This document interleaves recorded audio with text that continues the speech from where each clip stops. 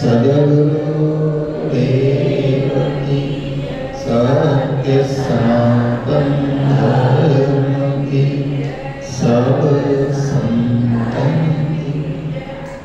आनंद अखिल ब्रह्मांड विनायक दयालु कृपालु ग्राम सच्चिदानंद के मृदुल पावन चरणारविंदों में श्रद्धा प्रीति और भक्ति के साथ कोटि कोटि बार वंदन प्रणाम करते हुए परम श्रद्धालु प्रभुप्रेमी भक्तजन, श्रद्धा वात्सल्यमय सुखी स्वरूपा मुक्ति स्वरूपा मातृशक्ति परम पवित्र चातुर्मास के परम पावन सत्संग में विश्राम सागर की पावन कथा में 88,000 संकादि कृष्ण के प्रति तत्ववेता सुखजी महाराज श्रवण करवा रहे हैं। बाबा रघुनाथ दास जी महाराज अपने शिष्यों को श्रवण करवा रहे हैं और संकादि कृष्णों ने अन्नदान के महत्व को सुनकर के बहुत आनंद को प्राप्त किया और अब कह रहे हैं कि आप कृपा करके हे गुरुदेव हमें ये बताइए कि जिस प्रकार के धन के द्वारा धर्म की वृद्धि होती है, कैसा धन होना चाहिए जिससे कि हमारे धर्म की वृद्धि हो, आप कृपा करके और ये समझाइए। और कौन सा धन जो होता है जिसके द्वारा अन्नदान किया जाए तो वो हमारा अन्न का दान सार्थक होता है, सफल होता है, ये कृपा करके आप बताइए। और जिससे सुनने से हमारे पुण्यों की वृद्धि हो और पापों का नाश हो और भगवान के पावन चरणारविंदों में हमारी निष्ठा हो, हमारी श्रद्धा भावना बढ़े, ऐसा कृपा करके हमारे को बताइए। तो सुखजी महाराज कहने लगे कि हे ऋषियों श्रवण करो, प्राणी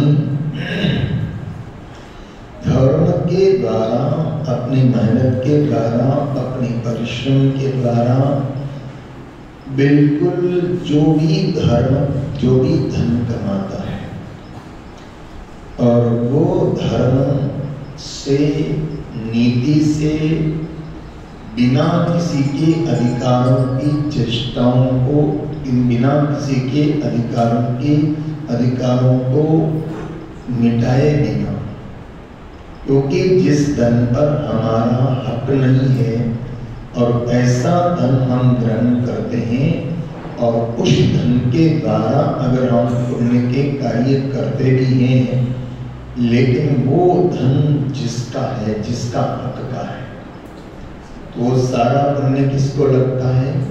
उसको लगता है जिसका वो धन है, जिसका हक लगता है। और हमने बिना हक के अगर उस धन को ग्रहण कर लिया है और उस धन से अगर हम पुण्य के कार्य भी करते हैं तो ठीक है, दिखावे के लिए लोग भले प्रशंसा कर देंगे, लेकिन जो मूल जिसका हक उस धन पर लगता है वो सारा पुण्य कहाँ जाएगा? उसी को जाएगा। जैसे कोई व्यक्ति ने किसी से कुछ पैसा लिया और फिर जो है बेईमानी कर दी और उसका पैसा न चुका पाया और बाद में वो धर्म करने लगे, पुण्य करने लगे, तो भले ही उसकी प्रशंसा संसार के अंदर हो सकती है, लेकिन उसका जितना भी पुण्य है वो पुण्य किसको लगेगा? जो उसका मूल मालिक है। तो यहाँ कहा गया है कि धर्म से कमाया हुआ पैसा, ईमानदारी से कमाया हुआ पैसा, हक से कमाया हुआ पैसा, अपने परिश्रम से कमाया हुआ पैसा और उसका पैसे से अगर कुछ सत्कर्म करता है तो पूरा पूरा पुण्य किसको मिलता है? जो करता है उसको मिलता है।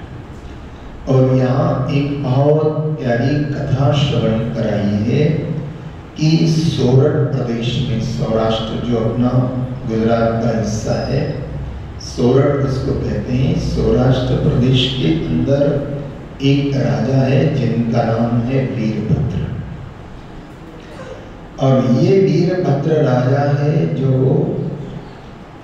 शासन पर बैठकर के, राजगादी पर बैठकर के, और जो कुछ भी राजा के कर्तव्य है वो तो पूर्ण करता ही है, लेकिन साथ साथ में अनेक पुण्य के कार्य भी वो करता है। गजरथ भूमिपाल की भाजा, उसने कई बार हाथियों का दान किया, गजमुक्ताओं का दान किया, स्वर्ण का दान किया, सब कुछ दान पुण्य करता है। और गौओं को सोने के सींग बना करके और वो दान करता है।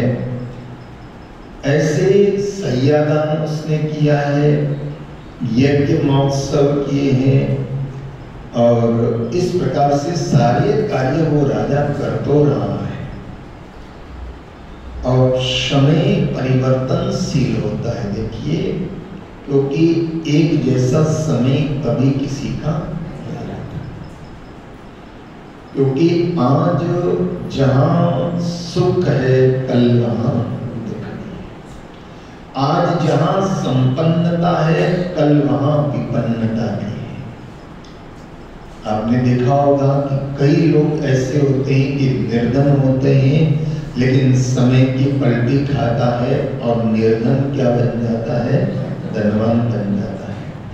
और कई बार ऐसा देखा जाता है कि बहुत धनवान होता है, लेकिन समय पलटी खाता है और वो निर्धन हो जाता है। मैंने एक ऐसे परिवार को मैंने देखा है, ऐसे परिवार को मैंने देखा है कि घर के अंदर नौकरों के लिए भी, जिसके पास में चलने फिरने के लिए गाड़ी घोड़े दिए हुए, मैं उस परिवार को जानता हूं। नौकरों के लिए भी इतना सारी सुविधाएं, धन संपत्ति, ऐश्वर्य, और उन परिवार के पास में, खुद के परिवार के पास में, खुद के बंगले में 20-20 गाड़ियां मैंने देखी। लेकिन समय परिवर्तन हुआ, समय परिवर्तन हुआ, ऐसा परिवर्तन हुआ कि गाड़ी घोड़े तो बिक गए, दुकान फैक्ट्रियां भी बिक गई, और मकान भी बिक गए, और जिनके बंगले 2.5 बीघा के अंदर, अब आप जरा सोचो, 2.5 बीघा के अंदर बंगले, वो फ्लैट में रहने के लिए चले गए। किसी समय के अंदर शहर के दूसरे नंबर के धनपति गिने जाते हैं।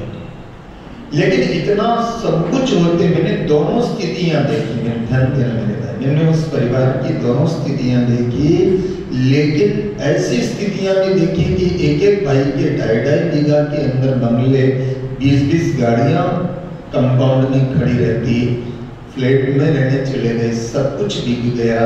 लेकिन उस परिवार की बलिहारी देखो कि उन्होंने सब कुछ बेच करके भी, जिनसे भी उधार लिया था, अपना घर, बंगले, अपना दुकान, सब कुछ बेच करके, और जो भी कुछ जिनका भी था उनका चुका दिया। तो 20 वर्षों के बाद स्थितियां बदली। सही बता रहा हूं, 20 वर्षों के बाद स्थितियां उनकी वापस बदलती है, और 20 वर्षों में ईमानदारी उन्होंने रखी, तो 20 वर्षों के बाद जैसी पुरानी स्थिति थी। रोशन जी, आप तो जानते होंगे मुच्छाल परिवार, इंदौर का मुच्छाल परिवार, अपने रामदारा के परम भक्त, लेकिन सारे भाइयों ने क्या रखा, बोले हमारा सब कुछ चला जाए, लेकिन हमारी इज्जत नहीं जानी चाहिए। और आज भगवान की कृपा से 20 वर्षों के बाद जैसी स्थितियां थी वैसी स्थितियां वापस, भगवान की कृपा हो गई, भगवान ने हाथ पकड़ा। तो व्यक्ति को क्या रहना चाहिए, व्यक्ति को अपनी नीयत को साफ रखना चाहिए। चाहिए, और नियत को साफ रखेंगे तो भगवान वापस हाथ पकड़ लेता है। तो संपत्ति विपत्ति ये तो आती और जाती, लेकिन व्यक्ति इसमें अपना नियत को साफ रखे। हमारे सेठ जी बालकिशन जी से हमारी चर्चा होती थी कई बार, तो बोले वो एक ही बात कहते थे कि माथे के ऊपर जो हमारी पगड़ी है, इस पगड़ी की लाज रहनी चाहिए। और आखिर तक मैंने देखा, अब तो उनका शरीर चला गया, लेकिन आखिर तक मैंने देखा कि जब उन्होंने अपने बंगले मकान जायदाद सब बेच करके भी जिसका जो था वो दिया, फ्लैट में रहने चले गए, लेकिन आखिर में फिर 20 सालों के बाद में फिर काम धंधे अच्छे चले, भगवान की फिर कृपा हुई, और जैसी पोजीशन थी वैसी पोजीशन में वो पहुंचे। तो ऐसी ये जो स्थितियां हैं, तो स्थितियां परिस्थितियां व्यक्ति की बदलती है, लेकिन व्यक्ति के अंदर जो सोच है, व्यक्ति का जो चिंतन है, तो ये सौरठ के जो राजा हैं वीरभद्र, पहले इन्होंने खूब सारा अच्छा था, लेकिन शत्रुओं का जोर लगा और शत्रु बलवान हुए। देखिए ऐसा भी सारी स्थितियां कर्म के प्रधान के ऊपर निर्भर होता है, लेकिन अगर हम ये सोच करके कि संपत्ति तो आनी है और जानी है, लेकिन हम अपनी नीयत को साफ रखेंगे, तो फिर धंधे में भी, रोजी में भी, सब चीज में वापस बरकत आएगी। ये राजा वीरभद्र की कथा हमें ये सिखाती है। पहले सब कुछ अच्छा था, बहुत अच्छा था, लेकिन शत्रु क्या हो गए? बलवान हो गए। और शत्रु बलवान हुए तो एक रात्रि में क्या हुआ कि शत्रुओं ने उनके राज्य के ऊपर हमला कर दिया, और जब हमला कर दिया तो वीरभद्र के पास कुछ नहीं बचा, और दोनों पति पत्नी अपने प्राणों को बचा करके और राजमहल छोड़ करके छोड़ करके चले गए, नगर के बाहर चले गए। संतान तो थी नहीं उस समय, जवानी थी, लेकिन नगर के बाहर आ गए, और मात्र शरीर पर जो कपड़े पहने हुए हैं वो कपड़े रह गए, या जो भी कुछ थोड़ी बहुत जो गहने गांठे थे वो रह गए। और शत्रु ने राजधानी के ऊपर कब्जा कर लिया, शत्रु का कब्जा हो गया। कई बार स्थितियां परिस्थितियां ऐसी हो जाती है कि हमारे को पहरे हुए कपड़े से भी निकलना। भी आपने देखा अभी ताजा जो ही समाचार है अफगानिस्तान के, अफगानिस्तान में से कितने ही हिंदू परिवार पहरे कपड़े हुए जैसे भी प्राण को बचाना है। और आपने देखा होगा कि सन 47 के अंदर भारत और पाकिस्तान जब अलग अलग हुआ, उस समय भी कई परिवार ऐसे रहे कि जो पाकिस्तान से सब कुछ पहने कपड़े से आ गए। वो सिंधी समाज, वो सिंधी समाज तो पहले कपड़े भी आ गए, कुछ के पास धन था तो ले आए, लेकिन आज आप देख लो कि भारत के अंदर वो आ गए, मेहनत करी, तो आज मैं समझता हूं कि 80% सिंधी समाज संपन्न है। धर्म ध्यान में भी देखो, पुण्य के कार्यों में भी देखो, पुण्य के कार्यों में हमको देखो, मैं तो मेरे बहुत परिवार, इंदौर में क्या, ब्यावर में क्या, ग्वालियर में क्या, कई सिंधी परिवार इतना सत्कर्मों में लीन रहते। कभी कभी वृद्ध लोग अपनी चर्चा भी कर देते कि पाकिस्तान छोड़ना पड़ा, उस समय क्या पोजीशन के अंदर आए, लेकिन भगवान की कृपा आज हो गई। तो आदमी को क्या चाहिए? आदमी को अपनी नीयत साफ रखना चाहिए। अब महाराज ये वीरभद्र के साथ ऐसा ही हुआ, और वीरभद्र के साथ ऐसा ही हुआ। पहले कपड़े पति पत्नी दोनों घर से निकल गए, तो पत्नी ने कहा कि अब जाए तो कहाँ जाए। पत्नी ने कहा ऐसा करो, मेरे पियर चलो। क्या कहा? मेरे पियर चलो। वीरभद्र ने कहा देखो, संपत्ति में सब आदर करते हैं, ध्यान देना जरा, संपत्ति जब होती है तो सब आदर करते हैं, लेकिन विपत्ति के अंदर कोई आदर नहीं करता है, और करता भी है तो औपचारिकताएं 1-2 दिन की निभा करके। वीरभद्र ने कहा कि ऐसा नहीं, बोले चलो तो सही। और वहां गए, ससुराल में गए, लेकिन वहां ससुराल वाले राज्य पक्ष को मालूम पड़ गया कि इनका तो सब राज्य चला गया, सब कुछ चला गया। अब वो कहते हैं ना कि जमाई को ससुराल के अंदर 3 दिन से ज्यादा, बराबर कितने दिन? 3 दिन रहना चाहिए। 3 दिन से ससुराल में ज्यादा नहीं रहना चाहिए। महापुरुषों ने जो कुछ भी इशारे किए हैं कुछ सोच समझ के किए होंगे कि सासरी में 3 दिन से ज्यादा नहीं रहना चाहिए। 3 दिन के बाद रहा तो चौथे दिन तो सासू जी कहती जमाई राजा थैला पकड़ो सब्जी लेके आना, तो बोलो ना। और बुरा मत मानना अगर कोई यहाँ बैठा हो कि दूर जमाई राजा बराबर, दूर जमाई राजा बराबर। अगर बड़ोदरा से किसी की सासरी अहमदाबाद में है, मुंबई में है, सूरत में है, और वो कभी कभी ससुराल जाता है तो उसका सम्मान कैसा होता है? दूर जमाई राजा बराबर, राजा जैसा सम्मान कहते हैं। 4 सब्जियां, खीर, हलवा, पूरी, क्योंकि जमाई राजा कभी कभी तो आते हैं। तो दूर जमाई राजा बराबर। आगे कहूं, कह दो क्या? दूर जमाई राजा बराबर और गांव जमाई राजा। गांव में सासरी हो ना तो जितना सम्मान बाहर वाले को होता है उसका जन्म आधा रह जाता है। सम्मान तो रहता है लेकिन आधा हो जाता है। यार ठीक है, फोन करेंगे कि आज ये जम्मा है चलो, तो तुरंत चला आएगा। बाहर वाले को कहो तो बाहर बता दो, 5 कोट को आनो जानो, 10 कोट की गला, 20 कोट माता को मोर, गांव जमाई गंडकी को। तो क्या हुआ कि गांव जमाई आ दो, गांव का जमाई आधा सम्मान उसको रहता है, और घर जमाई गधे बराबर।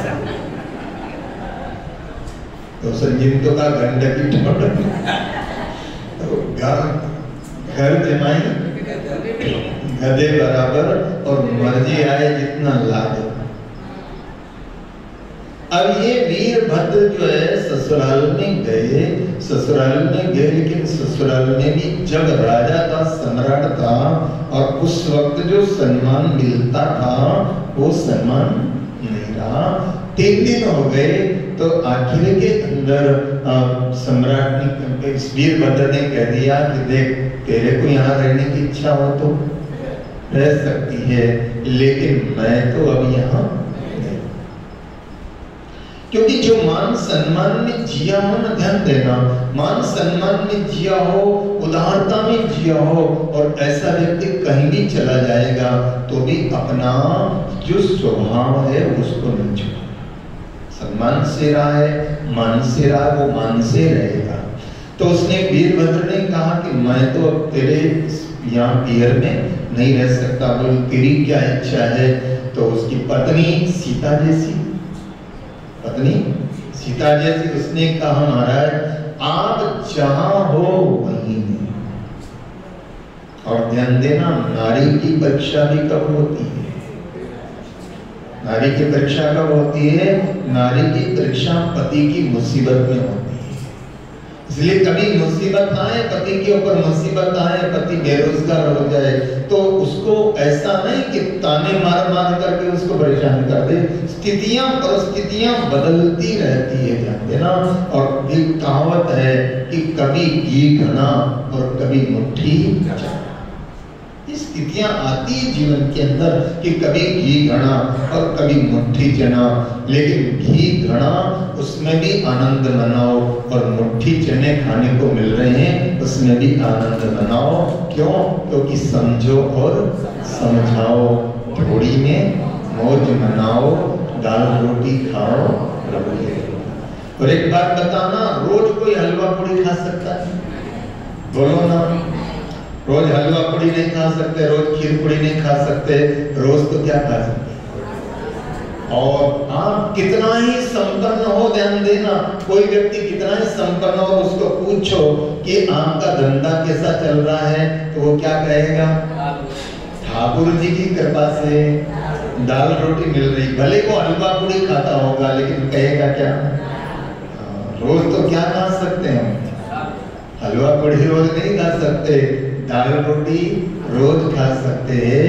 तो यहाँ वीरभद्र ने कहा कि देखो प्रिय, हमारा समय अभी प्रतिकूल है, हमारा समय ठीक नहीं है और कहीं भी जाएंगे तो ऐसा ही चलना है। और इसलिए अगर तुम्हारी इच्छा हो ऐसी पियर में रहने की तो पियर में तुम रह सकती हो, लेकिन ध्यान देना देवियों, में तुम्हारे बात की काम की भी बात बताता हूँ कि तुम्हारे घर पति परिवार में संपन्नता है, सब कुछ ठीक ठाक है, और ऐसे पीरियड में तुम पियर जाओगे तो तुम्हारा सम्मान भी बना रहेगा, और मुसीबत में जाओगी तो ईमानदारी से बताना कितने दिन। माँ बाप की तो मैं कह नहीं सकता, माँ बाप तो बेचारे उन्होंने तो जन्म दिया इसलिए उनकी तो बलियानी है, लेकिन भाभियां, बोलो ना, भाभियां है, दूसरी कोई है, वो क्या कहेगी? अगर मान लो ससुराल में तुम झगड़ा करके, पति से झगड़ा करके, सासू से झगड़ा करके, देरानी जेठानी से झगड़ा करके और पियर चली भी जाओगी और महीने 2 महीने रह भी गई और मान लो ससुराल वाले लेने नहीं आए तो भाभियों के ताने शुरू हो जाते हैं। लक्षण होता, बोलो ना, क्या कहेंगे? अच्छे लक्षण होते तो पाछी क्यों आती? इसलिए नारी का ठिकाना कहाँ है? नारी का ठिकाना तो इसलिए कहाँ है कि नारी को आश्रित रहने में उसका कल्याण है। नारी को आश्रित रहने में उसका कल्याण है। बचपन में जब तक उसकी शादी नहीं होती है, पिता के आश्रित। किसके आश्रित होते? पिता आश्रित का मतलब, मेरी बात का गलत अर्थ मत लगाना, मैं इसका पक्ष नहीं हूँ, नारी की गुलामी का पक्षधर नहीं हूँ, लेकिन नारी की रचना जो भगवान ने की है, नारी शरीर की जो रचना की है, और राजस्थान में एक कहावत है कि नारी शरीर कैसा है, बोले कच्चे आटे के दिए जैसा है। नारी का जीवन कैसा है? कच्चे आटे के दिए के जैसा है। वो कच्चे आटे का दिया घर में रहे तो चूहे खा जाए, बोलो ना, और बाहर जाए तो कौवे खा जाए। इसलिए कहा गया है कि नारी का आश्रित मतलब आप धंधा, अगर मान लो नारी पढ़ी लिखी है, नौकरी पैसा सब कुछ करे, अच्छी बात है, कमाए धमाए, लेकिन फिर भी उसके साथ सिरमोड़ कोई चाहिए, किसी के संरक्षण में वो चाहिए। नारी किसी के संरक्षण में चाहिए। इसलिए कहा गया है कि जब तक उसकी शादी नहीं होती है, किसके आश्रित होती है? पिता के आश्रित होती है, और जब शादी हो जाती है तो पति के आश्रित होती है, और जब बुढ़ापा आ जाता है तो बच्चों के आश्रित होती है। होती है, बच्चे उसका ध्यान रखते हैं। तो ये 3 बातें बताई। तो उस राजा के पत्नी ने क्या कहा कि पतिदेव, मुझे अपने पियर में रहने का कोई शौक नहीं। सीता जी ने जैसा कहा, राम जी ने कहा कि सीते, वहां तुम वन में मेरे साथ चलोगी, वहां वन में अगर तुम मेरे साथ चलोगी तो वहां बहुत प्रकार के कष्ट तुम्हें होंगे, वन में बहुत प्रकार के कष्ट होंगे। तो उस वक्त सीता जी ने क्या कहा? मेरा पति अगर कष्ट के उन वन में जा रहा है और मैं यहाँ रह करके सुख भोगूंगी, तो उस नारी जीवन को धिक्कार है। क्या कहा सीता कि आप वहां वन में जाकर के और कष्ट भोगेंगे और मैं यहाँ रह करके और सुख भोगूंगी, तो मेरे नारी जीवन को धिक्कार है। जैसे नदी की शोभा, सीता जी के शब्द हैं, ध्यान देना, कि जैसे नदी की शोभा पानी से है। किससे? और मैंने पहले भी कहा है ये बात कि नदी का हम पूजन करते हैं तो जिस नदी में पानी नहीं होता है उस नदी का पूजन नहीं करते। बोलो ना, सूखी नदी का कोई पूजन किया जाता है? पूजन किसका है? पानी का है। तो जैसे नदी पानी के बिना अधूरी है, और जैसे देह प्राण के बिना अधूरी। शरीर कितना ही सुंदर हो, देह कितनी सुंदर हो, लेकिन अगर प्राण नहीं है तो बोलो ना, उस देह की क्या दशा है? सड़ जाएगी, बॉडी खत्म हो जाएगी। उस देह का कोई मतलब नहीं, लोग जला डालेंगे, दफन कर देंगे। तो जैसे देह प्राणों के बिना अधूरा है और नदी जल के बिना अधूरी है, ऐसे सीता जी कहती है, ऐसे ही नाथ पुरुष बिन नारी, ऐसे ही नाथ पुरुष बिन नारी है मेरे नाथ। बिना नारी को, पुरुष के बिना नारी अधूरी है। इसलिए मेरे को कष्ट मिले चाहे कुछ मिले, मुझे तो आपके साथ ही जाना है, और दुख और सुख में हम जैसे भी होंगे साथ गुजारेंगे। और उस वक्त में महाराज वीरभद्र ने कहा कि हाँ ये बात जरूर है, और बोले ये जब संपन्नता होती है तो सारे साथी साथ निभाने वाले, और जब विपन्नता आती है बोलो ना, तो कोई साथ नहीं देता। इसलिए सूफी ने बहुत सुंदर लिखा है कि हजारों मित्र बन जाते हैं, हजारों मित्र बन जाते हैं जब जड़ पास होता है। हजारों मित्र बन जाते हैं जब जड़ पास होता है, और टूट जाता है मुसीबत में जो रिश्ता भी पास होता है। इसलिए न टूटता है कोई रिश्ता, तो एक तो परमात्मा का रिश्ता नहीं टूटता है, और एक सद्गुरु का रिश्ता नहीं टूटता है। विपन्नता हो संपन्नता हो, परमात्मा हमारा साथ नहीं छोड़ता है। संपन्नता हो विपन्नता हो, सद्गुरु हमारा साथ नहीं छोड़ता है। बाकी तो इसलिए नहीं करना चाहिए तो क्या, बोले प्रभु का भजन करते रहना चाहिए। क्या करना चाहिए? प्रभु का भजन। विपन्नता में कौन काम आएगा? परमात्मा का भजन, और दूसरा सद्गुरु का ज्ञान। दोनों बात समझना जरा। दुख के घड़ियों में क्या काम आएगा? एक परमात्मा का भजन और एक सद्गुरु का ज्ञान। सद्गुरु का ज्ञान हमें दुखी नहीं होने देगा, सद्गुरु का विवेक हमें दुखी नहीं होने देगा कि आज संपन्नता है वो चली गई तो ये हमारी विपन्नता भी रुकने वाली नहीं, ये भी चली जाएगी। इसलिए महाराज वीरभद्र ने ये बात कही, और कहा भी है कि कौन साथ देता है। जिस दिन ये दुनिया छोड़ करके जाएंगे उस दिन भी कोई साथ नहीं, और दुख में भी कोई साथ नहीं। कि छोड़कर संसार जब तुम जाएगा, कोई न संगी साथी साथ निभाएगा।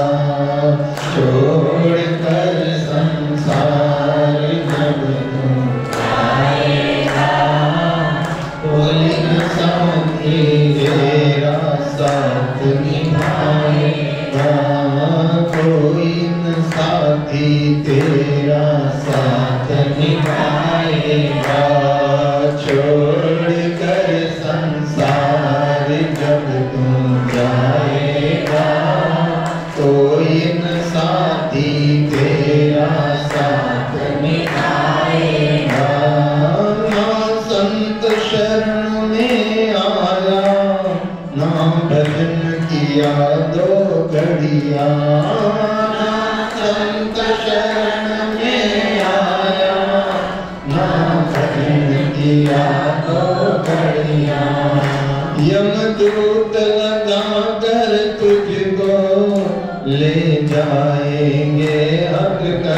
जाएगा, यमदूत लगा कर तुमको ले जाएंगे हथकड़ियाँ।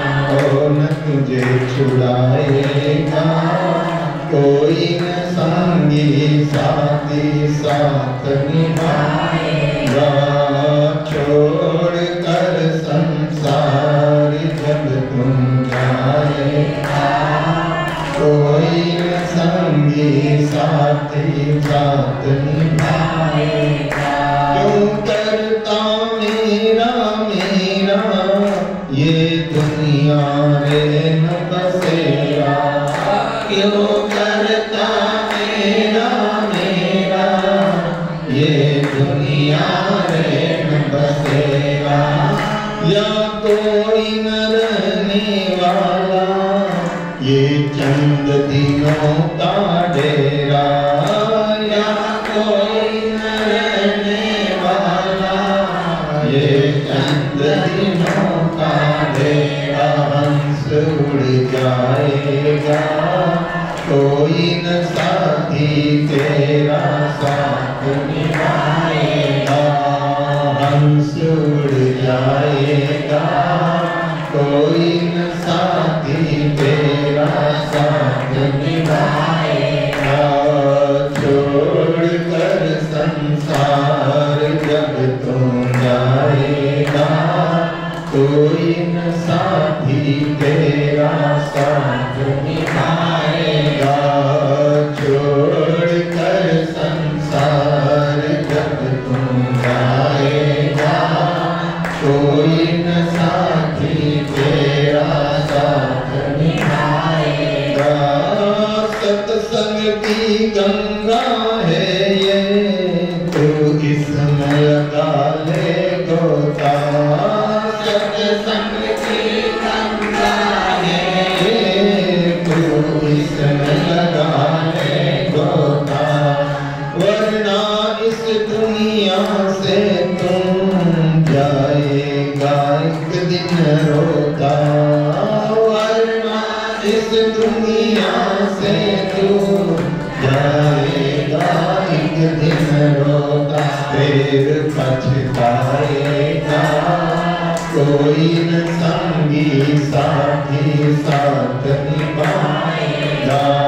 फिर पछताएगा, कोई न संगी साथी तेरा साथ निभाएगा। छोड़ कर संसार जब तू जाएगा, कोई न साथी तेरा साथ निभाएगा। अब संत शरण में निस दिन तू प्रीत लगा ले बंदे। अब संत शरण में निस दिन तू प्रीत लगाने बंदे। कट जाएंगे सब तेरे ये जन्म मरण के फंदे। कट जाएंगे सब तेरे जय जन्म मरण के फंदे। पार हो जाएगा, कोई न संगी साथी साथ निभाएगा।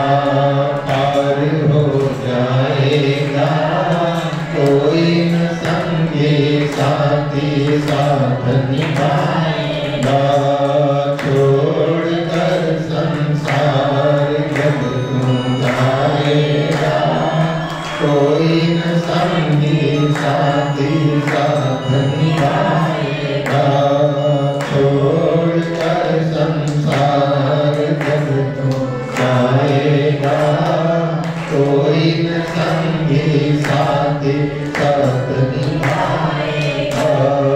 छोड़ कर संसार जब तू जाएगा, कोई न संगी साथी साथ निभाएगा।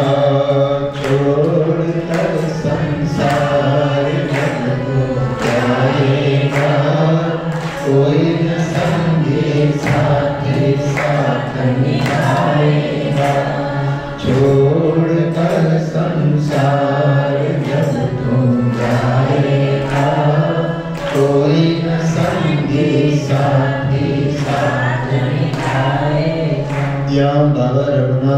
महाराज लिखते हैं कि जाके भवन जाए चली बातन पूछे कोई।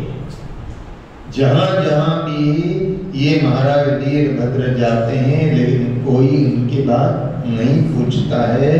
विपत्ति परे हरि बिना, विपत्ति परे हरि बिना काहुन कोई होए। विपत्ति जब पड़ती है, मुसीबतें जब आती है, प्रतिकूलताएं जब आती है, तो हरि के अलावा, परमात्मा के अलावा और गुरु ज्ञान के अलावा कुछ भी काम।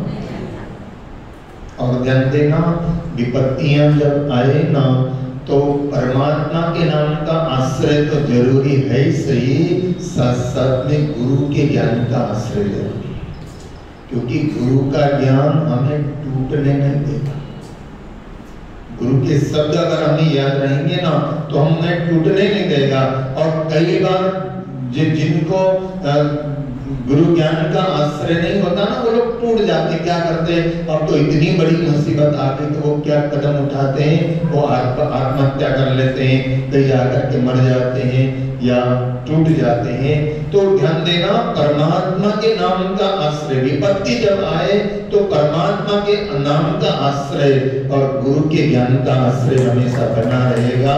तो गुरु ज्ञान क्या करेगा, हमें टूटने नहीं देगा। गुरु ज्ञान हमें हमेशा हिम्मत बनाए रखेगा।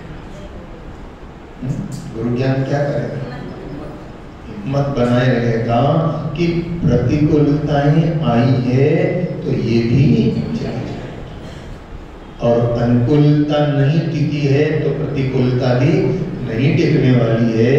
और इसलिए गुरु ज्ञान का महत्व है। भगवान दत्तात्रेय ने यही तो कहा ना राजा यदु से कि मैं इतना मस्त रहता हूं, नदी में, नदी का रेती मेरे लिए बिछोना। भगवान दत्तात्रेय को आप देखिए, नदी की रेती में पड़े, बिछोना भी नहीं है, नदी की रेती में पड़े हैं, और भोजन करने के लिए कोई पात्र भी नहीं है, और आकाश का ओढ़ना और धरती का बिछोना। भगवान दत्तात्रेय की परिस्थिति हमने भागवत में सुनी है ना कि आकाश का ओढ़ना है और धरती का बिछोना है, और भोजन करने के लिए पात्र भी नहीं है, लेकिन फिर भी जो मेरी मस्ती है वो मस्ती बड़े बड़े राजाओं को ईर्ष्या करवा देती है। कई बार ऐसा होता है ना, जिसके पास सब कुछ है लेकिन मन की शांति नहीं है। बोलो, सब कुछ है, धन ऐश्वर्य संपत्ति है और मन की शांति नहीं है तो क्या काम के। और जिसके जीवन में कुछ भी नहीं है, भौतिक सामग्रियां कुछ भी नहीं है, लेकिन फिर भी आनंद है, मस्ती है, तो उसके जैसा बोलो ना। मन में मस्ती नहीं है तो शरीर भी बीमारियां पकड़ लेगी, और मन में अगर मस्ती है तो बीमारियां भी नहीं पकड़ेगी। इसलिए गुरु ज्ञान क्या करता है, गुरु ज्ञान हमें टूटने नहीं देगा। हम टूट जाते हैं, छोटी छोटी बातों से टूट जाते हैं, तो गुरु ज्ञान हमें टूटने नहीं देगा, और हरि नाम हमें मरने नहीं देगा। हरि नाम क्या करेगा, मरने नहीं देगा। हरि नाम का आश्रय करते रहे। तो दोनों पति पत्नी ने सोचा कहीं नहीं जाना, ससुराल से चल पड़े। यहाँ कहा गया है कि जब विपत्ति पड़ती है, यह उदाहरण बड़ा प्यारा दिया है कि कमल जो होता है, कमल होता है ना, कमल के पिता कौन, बोले सागर। कमल कहाँ पैदा होता है, समुद्र में पैदा होता है, तो कमल का पिता कौन हुआ, सागर हुआ। बोले कमल की बहन कौन, लक्ष्मी। ध्यान देना जरा, बड़ा प्यारा उदाहरण दिया है, बड़ा काम का उदाहरण दिया है कि कमल के पिता कौन, सागर, और कमल की बहन कौन, लक्ष्मी, और कमल का बहनोई कौन, भगवान श्री हरि। लेकिन जब पाला पड़ता है ना तो बेचारा कमल मुरझा जाता है और कोई साथ नहीं लेता। ऐसे मुसीबत जब आती है ना तो भाई चाहे कितने रिश्तेदार हो, कोई साथ देने वाले। इसलिए टूट जाता है मुसीबत में जो रिश्ता खास होता है। और महाराज वीरभद्र अपनी पत्नी को लेकर के और चल पड़े हैं। कुछ एक नगर में पहुंचे, वहां जाकर के अंगूठी जो थी उसको बेच करके और कुछ दिन तो चलाया, लेकिन फिर कब तक वो अंगूठी से काम चलता। तो महाराज वीरभद्र ने सुना, वीरभद्र ने क्या सुना कि पास में एक नगर है और उस नगर के अंदर एक वैश्य है। वैश्य एक बनिया है, वैश्य है, सेठ है। और वो सेठ क्या करते हैं, बोले उन सेठ का नाम है तुलाधर। सेठ का नाम क्या, नाम तो कुछ और रहा होगा, लेकिन तुला पर विश्वास रखते हैं। ध्यान देना, वैश्य की वैश्याई कब शोभा देती है, ब्राह्मण की ब्राह्मणाई कब शोभा देती है कि वो ब्रह्मत्व को जाने। वैश्य की क्षत्रिय की क्षत्रियता कब शोभा देती है कि वो रक्षण को जाने। और वैश्य की वैश्याई कब शोभा देती है, जब वो तुला के महत्व को समझे। वैश्य के हाथ में क्या होता है, तोलने का काम होता है ना। तो बोले वो अपनी तुला में ईमानदारी रखे, नहीं तो होता क्या है, लेने के बाट अलग और देने के बाट अलग। कुछ लेओ तो अलग, लेओ देओ तो अलग। अब ये सारी बातें आप ही लोग सिखाते हो हमें, हाँ, इसलिए तो ऐसा तो समझना मेरे भाई। और शूद्र की शुद्धता किसमें शुद्ध है, वो सेवा में लग जाए तो उसकी शुद्ध। चारों वर्ण के व्यक्ति ध्यान देना, ब्राह्मण की ब्राह्मणाई ब्रह्म को जानने में है, क्षत्रिय की क्षत्राई उसको रक्षण करने में है, और वैश्य की वैश्याई तुला के उसमें ईमानदार रहने में है, और शूद्र की शुद्राई किसमें है, वो सेवा में परायणता हो। तो यहाँ पर वो राजा वीरभद्र ने सुना कि तुलाधर नाम का वैश्य बड़ा ईमानदार है। और वो वैश्य क्या करते हैं, बोले वो सेठ बड़े संपन्न है, और वो क्या करते हैं, वो पुण्य खरीदते हैं। क्या करते हैं, पुण्य खरीदते हैं। और पुण्य कैसे खरीदते हैं, उनकी तुला में ऐसी शक्ति है। ध्यान देना, वैश्य बुरा नहीं है, क्षत्रिय बुरा नहीं है, ब्राह्मण बुरा नहीं है, शूद्र बुरा नहीं है। बुरा क्या है, हमारे विचार बुरे हैं, समझे ना। बाकी हर वर्ण का व्यक्ति अपने आप में श्रेष्ठ है। ब्राह्मण श्रेष्ठ है, क्षत्रिय श्रेष्ठ है, वैश्य श्रेष्ठ है, और शूद्र भी श्रेष्ठ है। कब, जब अपने अपने धर्म का पालन करे। इसलिए किसी की निंदा नहीं की गई है, लेकिन उसके विचारों की निंदा की गई है, उसके कर्मों की निंदा की गई है। तो ये तुलाधर वैश्य कैसा है, बड़ा ईमानदार है, और उसकी तुला में ये शक्ति है, उस वैश्य की तुला में ये शक्ति है कि कोई भी व्यक्ति कागज की पर्ची के ऊपर अपना पुण्य लिख करके उसकी तुला में रखता है कि मैंने ये पुण्य कार्य किया। और दूसरी तरफ वो तुला, उसकी तुला में ऐसी ताकत है, और आपका पुण्य अगर सच्चा है तो वो तुला जिसमें आपने कागज का पर्चा लिखा है वो पलड़ा झुक जाता है। और फिर वो वैश्य क्या करता है, उस तुला के अंदर अपनी ओर से सोना है, चांदी है, हीरे है, जवाहरात है, वो उस पर्ची के बराबर सेठ तोल करके देता है। तो राजा वीरभद्र ने सुना, बोले अपने तो कोई कमी है ही नहीं, अपने तो बहुत पुण्य किए हैं, गायों को सोने की मड़ा मड़ा करके दी है, हाथी घोड़े दान में दिए हैं, रत्न मणि माणिक के दान में दिए हैं, अपने तो बड़े बड़े यज्ञ किए हैं, बड़े बड़े पुण्य किए हैं। चलो थोड़ा जा करके सेठ जी से अपना पुण्य बेच देंगे और थोड़ा अपना ले आएंगे। लेकिन अब आप खरी कथा तो अब आने वाली है कि वो राजा जिसने इतने बड़े कार्य किए थे वो जाएगा, लेकिन रास्ते के अंदर उसके हाथों से ज्यादा नहीं, सिर्फ 2 रोटी का दान। कितना, और वो भी कैसे व्यक्ति को, और वो रोटी भी कैसे कमाई हुई थी, वो सारी चर्चा जो होगी कल के सत्संग में आपके समक्ष रखने का प्रयास करेंगे। आज के